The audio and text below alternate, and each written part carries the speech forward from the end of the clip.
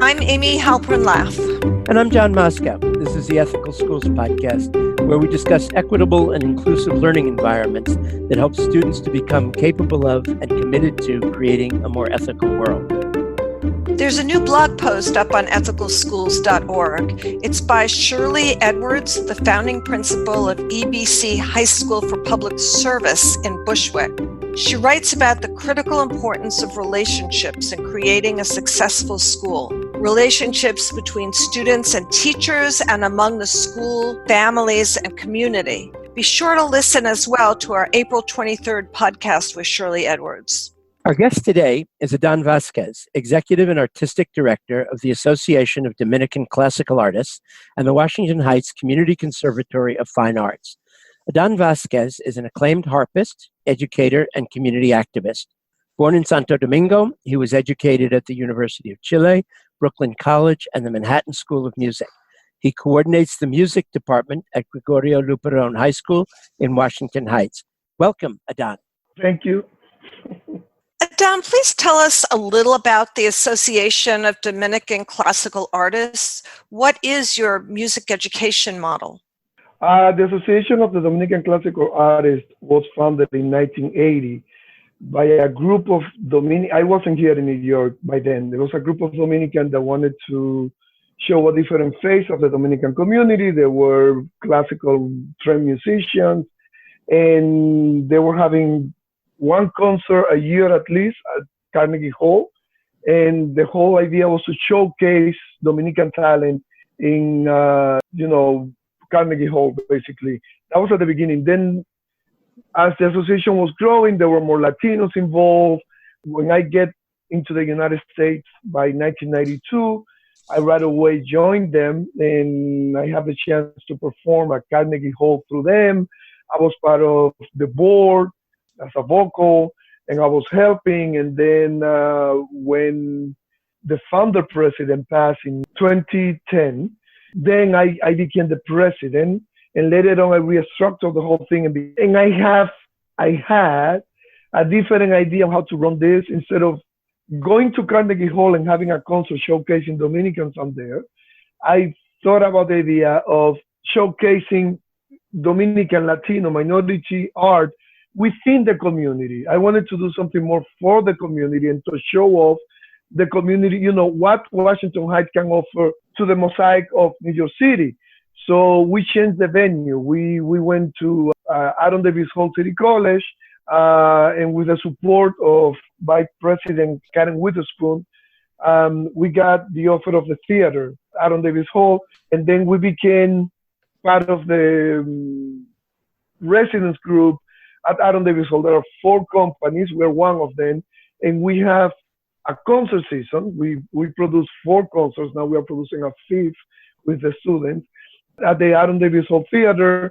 So at the beginning, people from the community now, people from all over New York are coming to the concert, and we want to be model. That's another thing. The majority of the members of the orchestra, we are minority. Latinos, African American, woman musicians. So we wanted to serve as model for the kids in the community. Plus, the performers at the orchestra, we are the teachers at the music conservatory that we have in the community, because we want the kids to project themselves. I want the students, when they go to a concert, so they could see, wow, I could play the harp. The harpist look like me. This is accessible for me. Oftentimes, when I take my students to Carnegie Hall, the majority of the people that are in the orchestra, they don't necessarily look like the kids, you know what I mean? They are mostly white or Oriental faces, so there is no connection. There is not much connection with our kids with classical music. So what we wanted to do is, make this music more accessible to our kids, for them to see that, cello, I could play the cello. My teacher lives in my neighborhood. I hear cello music constantly in the concert series. So by now it's becoming a habit. For the kids, this is nothing foreign. This is nothing unusual. It's something that they see, the violin, the cello, the harp. So, yeah. So when you mention classical music, a lot of people think primarily of European classical music. Could you talk a little bit about Latin American classical music? And you started to talk about why you're focusing on this tradition and folk music in today's Upper Manhattan community. In one of the concerts, we have 4 concerts in the series, right? So at least one of them or two, they're focusing on the traditional European, the canon of the repertoire, Beethoven, Debussy, Ravel, Bach, you name it, which is important. We have to do that because music is music and we have to play everything. But at least one or the other 2 concerts, we focused on composers from the Americas, from Latin America, classical music or academic music, to be more precise in terms of, or symphonic music, but with the flavor of nationalism. When I use the word nationalism, I have to be very careful with that. It's a musical movement, it's an art movement that started in Russia at the end of the 1800s, where they were breaking away from the traditional classical music coming from Germany or Austria or France, and they wanted to use folk elements of their music, and then with the format of the symphony orchestra. That started with the Russian Five, but that movement started in Russia, and then it went all over Europe, and then it came over to the Americas, using a language, folk language, but using the format of the classical, the symphonic orchestra. We have Copland in the United States that follow that model. You take all of these folk tunes and they made it into, orchestral music. So we have that in the Americas. We have that in the Dominican Republic. We have that in Mexico.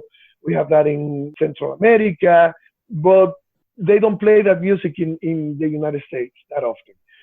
So we are becoming the place to showcase that music, to present that music in New York City, where people can go and listen to those composers that they rarely heard, that music to be performed, or sometimes they have never heard that. For instance, we go even beyond, before that movement, when we do galant style or classical music style, we did one of the concerts last year. We did Mozart, we did the C.P. Bach, the songs of Bach, and we did all this, traditional music, but we inserted music written in Venezuela, in the Americas, during that period of time. So we are not only using folk, nationalistic music in classical style, but we are also finding music written during, the Romantic period, the classical period, in the Americas, that have never been performed here in the U.S. We want to also perform that, as part of our repertoire. Why we do that? Because we believe in empowering our community. We want the people going to the concerts to realize that this music is not only for, European or from here in the US, but also in their country.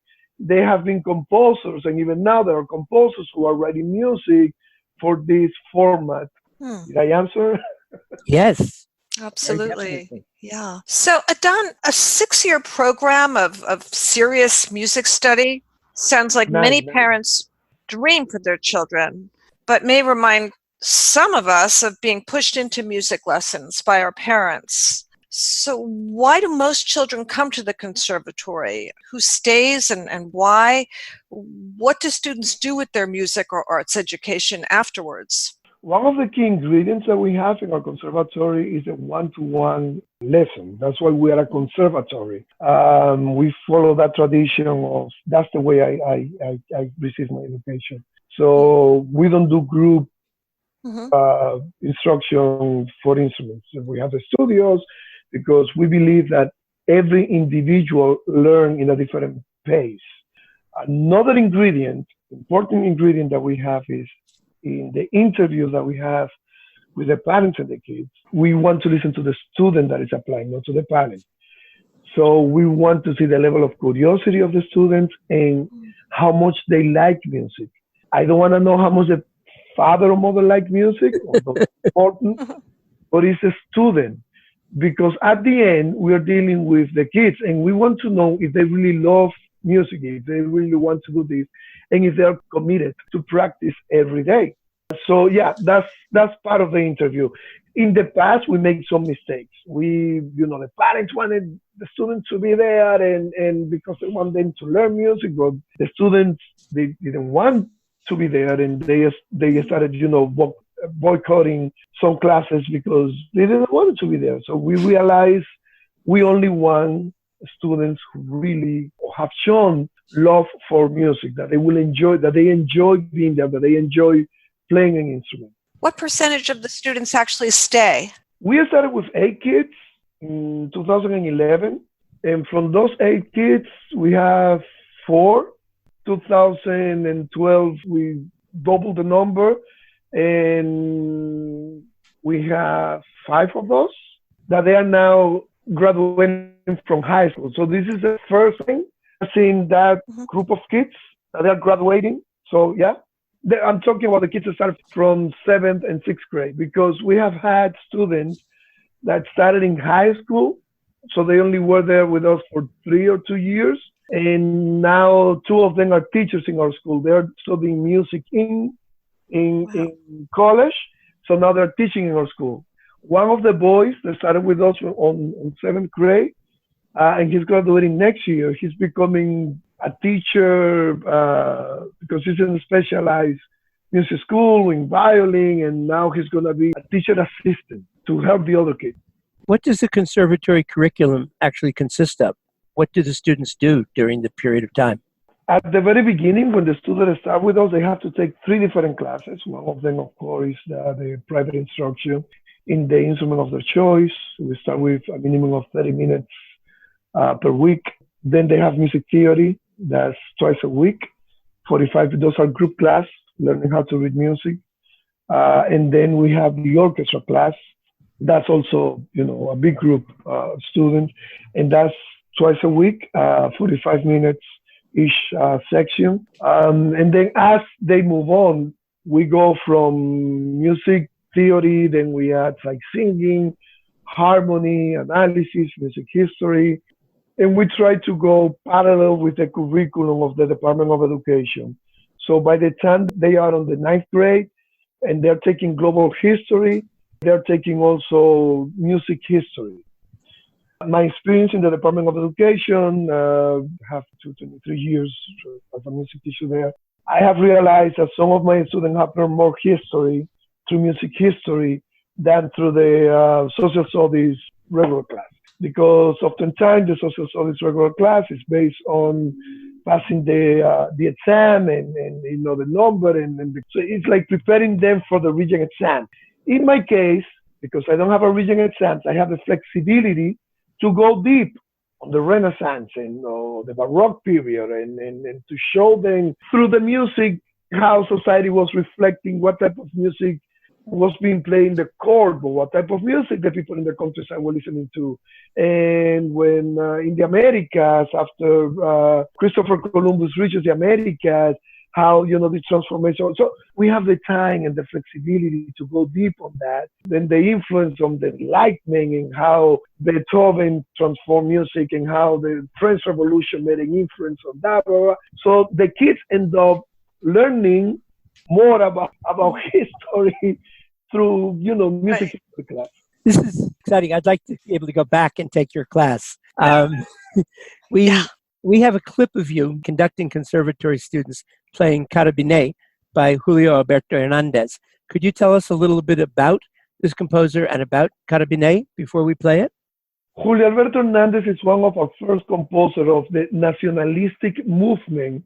He went around collecting all these rhythms in the countryside, and he's the first one putting them on paper. So he wrote that for piano. And then from there, people have made arrangements for orchestra. So what you're listening there is an arrangement that we did for a piano composition.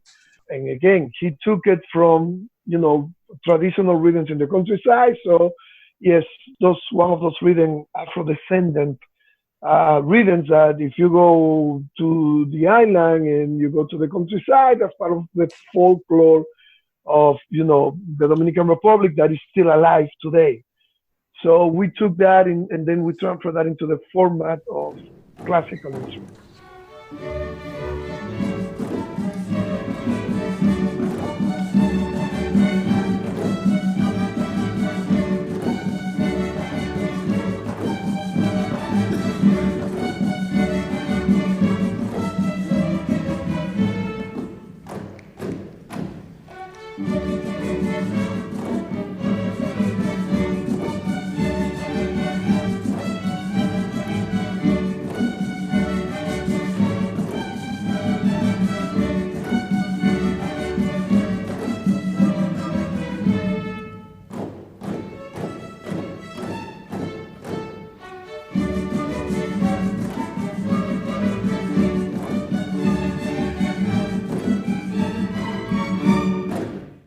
Adán, what are your goals for the conservatory students in addition to learning music?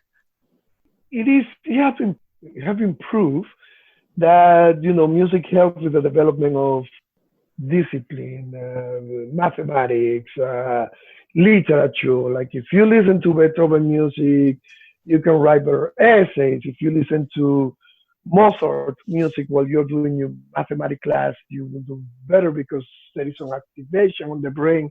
Also, when you play an instrument, this whole thing of you're using both hands and your brain, you have to read what is there, the language, whatever.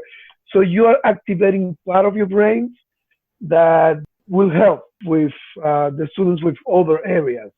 Also, most of the kids that we have, they don't necessarily have the best discipline. And the fact that they have to practice every day is, help them to develop discipline that will help them with something else in the future. And I can go on with, different areas that we can, through the arts, we are helping these kids. So, would you say that it has a community building component to it, or in terms of its relationship to the development of the Dominican and other communities in Washington Heights? Well, we don't limit ourselves to only Dominican music. As you know, we also, like at the last concert, we were playing Russian tunes and playing, Hebrew tunes and Chinese tunes. So we play everything. So in a way, yeah. But the community building, like most of the teachers, they live also in the area, and they are not necessarily Latinos or minorities of, they're Jewish teachers, and they live in the community, they live in the neighborhood. Most of them graduated from my alma mater, Manhattan School of Music. But yeah, it's a variety. So you've talked about your grandmother as Queen of the Paulos. Can you talk about what Paulos is and about the artistic value of your African roots, and how has this heritage shaped your work and the work of the association and the conservatory? The Paulos and the site where my grandmother, my mother was, they're coming from is one of the places where the first African slaves settled were settled in the Americas in about 1520, first group of slaves. So they brought their tradition, their Yoruba tradition, from Benin, I believe it was, and music was one of the few things that they were able to keep alive, that they were allowed to do on Sundays.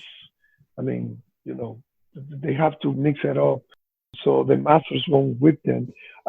So that tradition is still alive in the island, and my grandmother inherited that from her mother and the mother. So I remember when I was leaving to Chile in 1989, I went to interview her because I knew that I was going to see her again. She was 98 by the time, but she told me the whole story. And I also knew the whole story about how that music, she inherited that.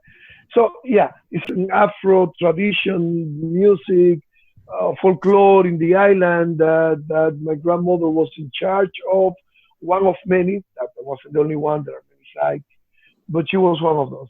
As a classical trained musician, I have been going back to the roots of, getting that music, and like Carabine, for instance, that's one of those pieces. That's not Paulos, that's Carabiner, that's a different rhythm, but it's folklore music. So yeah, that would be my link, I would say, to that. I don't know if that answers. As you see it, what is the role of performing arts in catalyzing social change? I believe that through music you can transform it. It might sound like a cliche. If you change a weapon for an instrument, you can transform the life of a human being. Most of our students are underserved. There is few things for kids, to do. Cultural projects in our community, very few and very limited. And if you take a kid that might be problematic, or a kid, we artists, we are very sensible people. And sometimes we have those kids that they're shy, or they have trauma, so but you see them when they perform, when they play an instrument, the transformation of those human beings. So you can get a kid that might be a bully, or might end up doing weird things, and through music that person can express all that energy. I believe in that. So if you take all of that negativity that those kids have around, and you transform that energy through music, you can change an entire violent society. Oh, thank you so much for joining us. Thank you for having me. And thank you, listeners. Visit our website, ethicalschools.org, where you can check out our articles and episodes, including Shirley Edwards' new article. You can subscribe to the Ethical Schools podcast and blog so you get notified of each of our episodes and articles. We're on Facebook, Twitter at Ethical Schools, and Instagram at Ethical Schools Podcast. And we'll go out with Migraciones by Servio R. Reyes of Guatemala, performed by La Camerata de Washington Heights. Till next week,